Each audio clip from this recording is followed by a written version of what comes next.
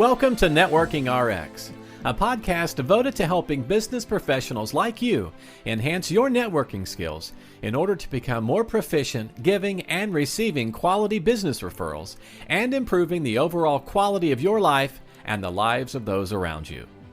The Networking RX podcast is a production of AmSpirit Business Connections, an organization whose mission is to empower business success through networking.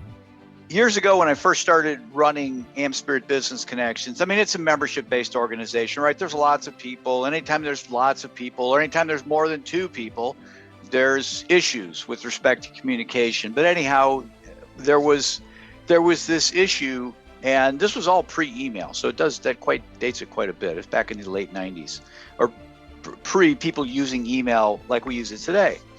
And somebody had called and said they were part of a conversation. They were very offended by something that was said, and there were two other people in the conversation.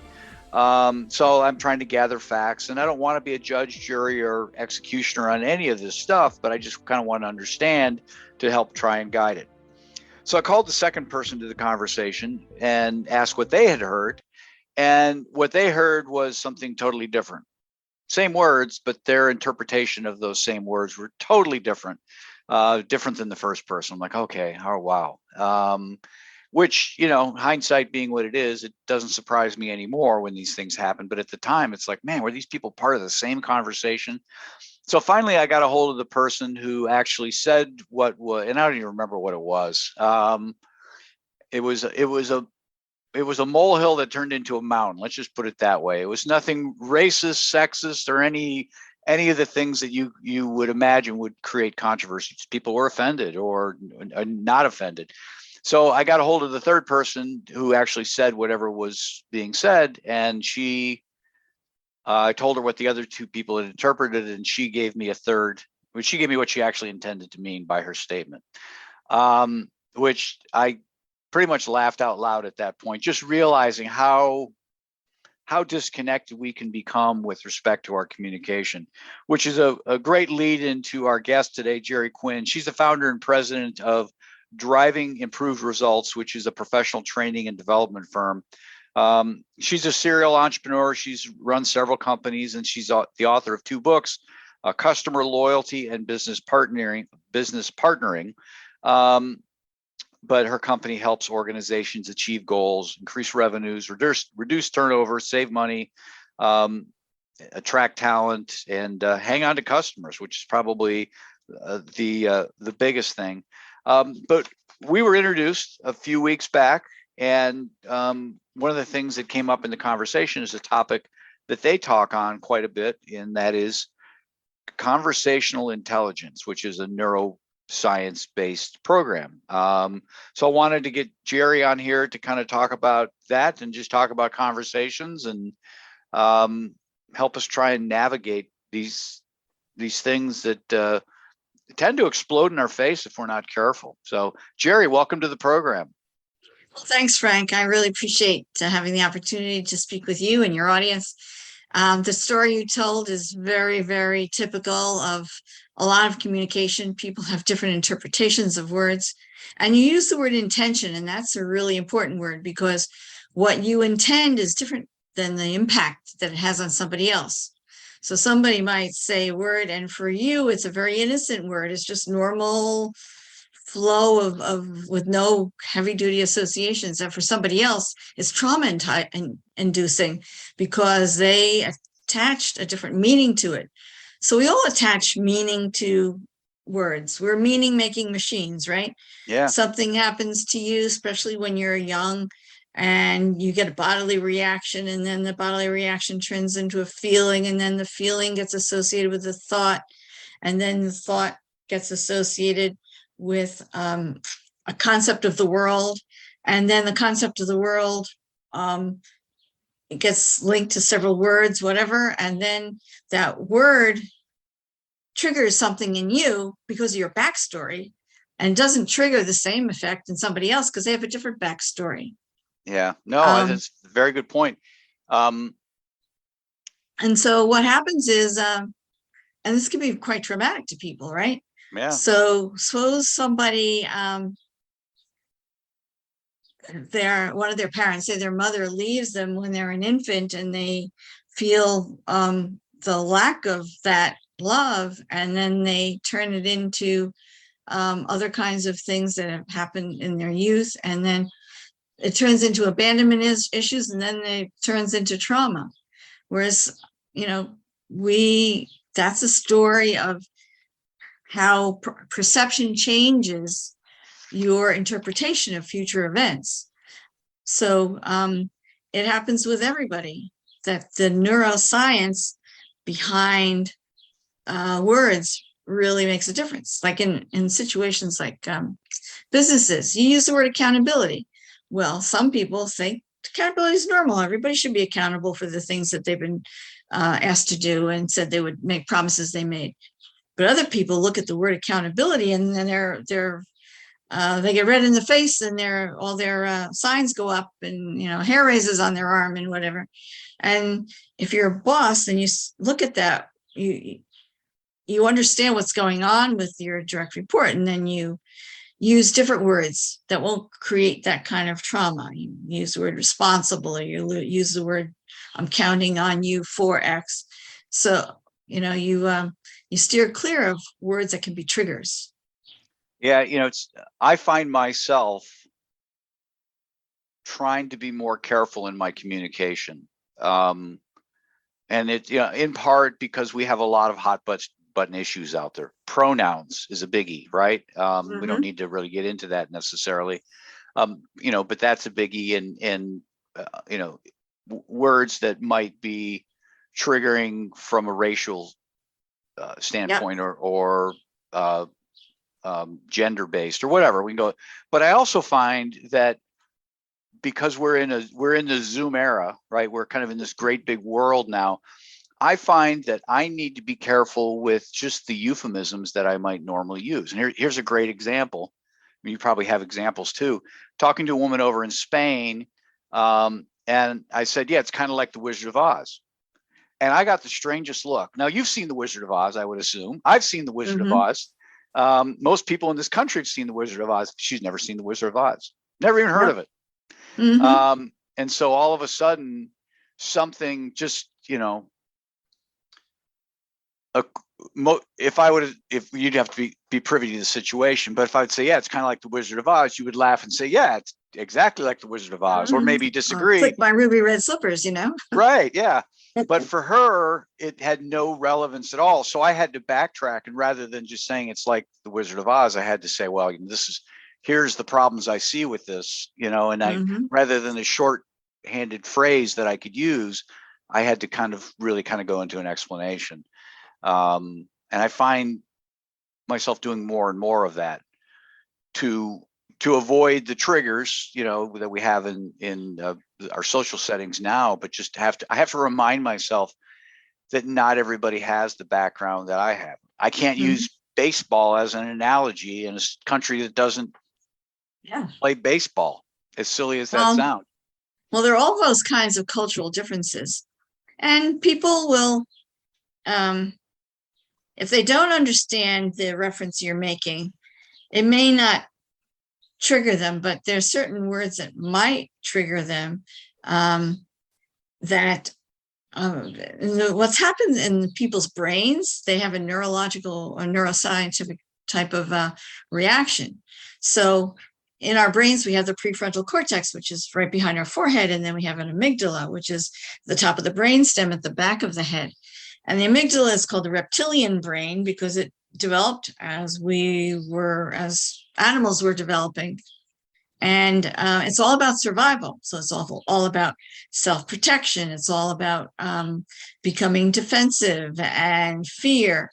And then there's the amygdala, which is called the the prefrontal cortex in the front of the brain, which is called the executive brain. And that just developed in people. It's much more recent in evolutionary development.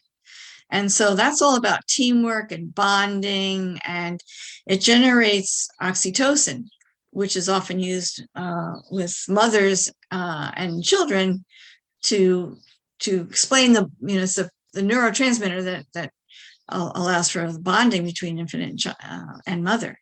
And so when you are speaking, you are generating in the person listening either oxytocin in their brain or cortisol or testosterone or epinephrine in their brain. So while by what you're saying, you're generating the reaction in other people because you're helping to stimulate whatever neurotransmitter hormone in their brain is going to create their next reaction to you, whether it's behavior or communication. And so you really want to look at, is what I'm about to say going to generate a positive response based on the chemical cocktail in their brain, or a negative response based on the chemical cocktail in their brain? Is it going to be fight or flight because it's cortisol generating, or is it going to be loving, caring, bonding because of the oxytocin that's going to be generated in the other person's brain? So this is something to really think about when you are communicating with somebody else, and you really want to be understood, and you want to generate positivity or a negative reaction. The other thing is about yourself. I mean, how do you communicate with yourself, right? Right. You can be really immersed in some negative emotions, but you don't have to stay there. You can generate more oxytocin in your own brain and therefore change your own attitude by doing the things that help you. It might be a runner's high, it might be a swimmer's high, it might be watching a movie, it might be doing some yoga or meditation, but you can change the status of your own brain and the chemicals coursing through your own brain so that you can live a lot more positive life, right? Yeah. Sometimes even getting a good night's sleep is good for that. Oh yeah, definitely. Eating. I mean, I don't. Yeah, eating is a loaded word, right? Well, some people but eat for operating emotional comfort, and they tend to put on the pounds when they need to feel more comfortable, and that's been an association they got from their youth, right, and what was modeled from them. Well, what I was more thinking about, and certainly that plays into it, but we all tend to get busy. Mm-hmm. And I might not eat breakfast, and I might not eat lunch, and then I'd have a 2 or 3 o'clock call, and I'm not hangry, but I'm not hitting on all cylinders. It feels like being tired. Yeah, energy deficient, right?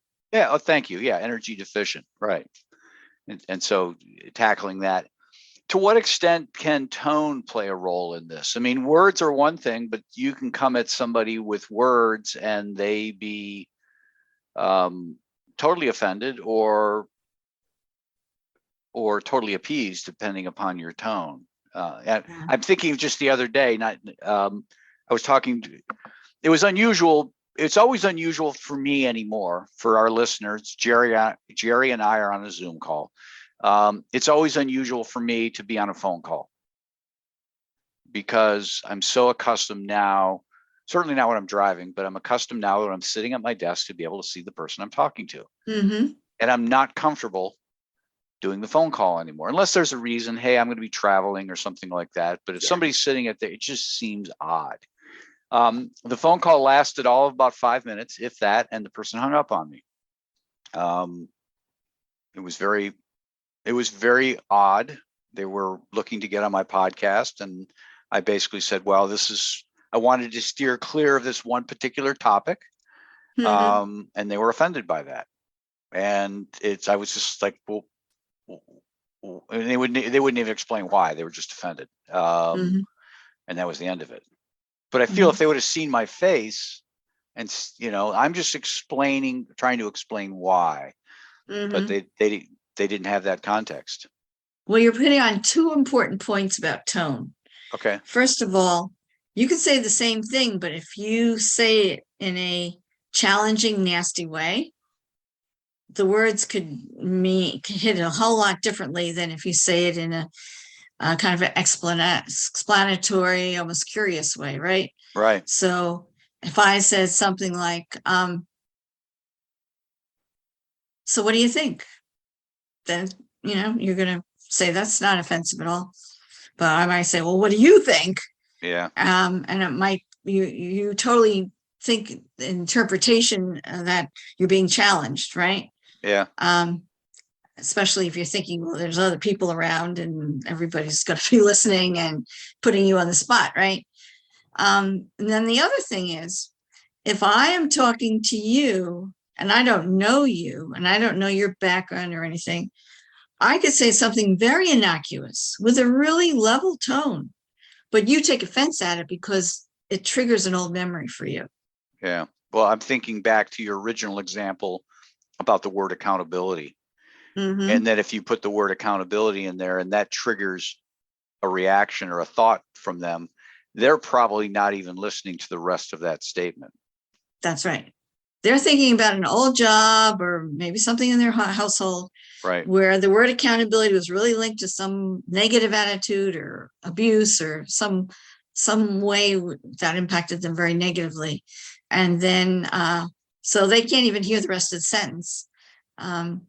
And so it's all about intention and impact. I could say something very innocuously intended, and the impact could be really, really hard and difficult for you. Or else I could say something with really violent, negative intonation, and you can interpret it that way.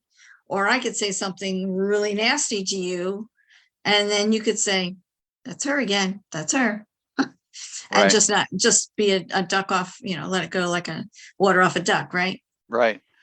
Really depends on the two people and what their pasts have been and what triggers them and what doesn't trigger them, and how much in control they are of themselves, of the oxytocin going through their brain and the cortisol going through their brain.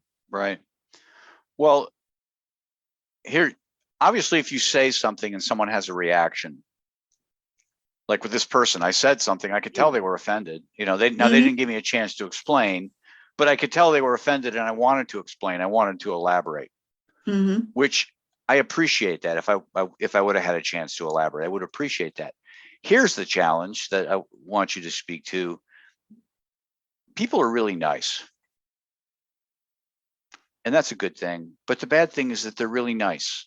And so you might say something and they be totally offended and they kind of go silent on that. How do you deal with that? Maybe you can't. That's a lot of questions. So when this person was appeared offended at what you said, yeah, and you didn't think you said anything offensive, then the best thing to do is to say, what is it that brings to your mind? I wasn't expecting that kind of reaction. Can you explain a little bit where that's coming from? Yeah, I mean, I could tell. And then that person might say, well, anytime I've heard that in the past, it's always meant XYZ. Yeah. And they're lumping you into that. And you can also say, listen, I'm sorry if that was offensive to you. I certainly didn't mean it offensively. Is there some way we can explain why that was offensive to you? Or can I explain it in a different way? And they may or may not give you the time to do that because you don't have any past relationship with them. But it's good to ask questions, Yeah. If you understand everybody's got a backstory, then you can ask them what's their backstory. And they might not understand the term backstory, but you can say, what is it that brings to mind for you? Yeah, no, I didn't get I did ask a question. They said, oh, this conversation's all very, very interesting. I think I'm going to move on. And I'm like, well, and I just said, well, why would you say that? And then it was have a good day and click. Again, it was a phone call, but I really think that, again, if we had seen each other, because like us talking, I can see you have something to say, right? I can tell to a degree, not entirely, because I feel like there's been times here where I may have interrupted you, but to a degree I can feel with, okay, she's done, or that was a dramatic pause, or she's just trying to catch her breath or whatever. And we lose that when it's over the phone. And so it's unfortunate, but it plays into a lot of